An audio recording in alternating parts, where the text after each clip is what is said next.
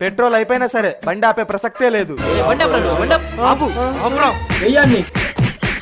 రే helmet ఎదురా, అది కొనడానికే పోతున్నాను.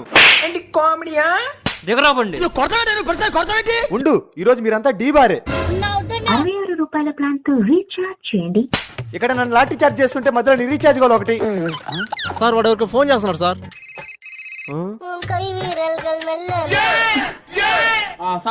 ఏం ధీమా కడుక నువ్వు కాల్ చేసింది? 500 కట్టి అక్కడ నిలబడు. నిన్నెందుకు అరెస్ట్ చేశారు మావా? కార్తో లెవెల్ కూడా హెల్మెట్ పెట్టుకోవాలంట మావా. నాకు అర్థం కాలేదు సార్. ఇందా ఈ హెల్మెట్లు తీసుకోండి. రే చేతిలో భారంగా ఉంది కదా అని ఇంట్లో హెల్మెట్లు వదిలేసి తిరక్కండి. ఆ మహాగణపతికి ఒక తల పోతే ఇంకో తల అంటించడానికి ఎంతో శ్రమించాడు ఆ మహాశివుడు. మీ మంచి కోరి చెప్తున్నా, తల మీదే రక్షణ మీదే. ఆ బొక్కలే పదమామ, హెల్మెట్లు అమ్మి మన డబ్బులు మనం తెచ్చుకుందాం. వీళ్ళు ఇట్లా చెప్తే వినర్రా, వీళ్ళకి ఉరి శిక్షే కరెక్ట్. కుమ్మండ్రా.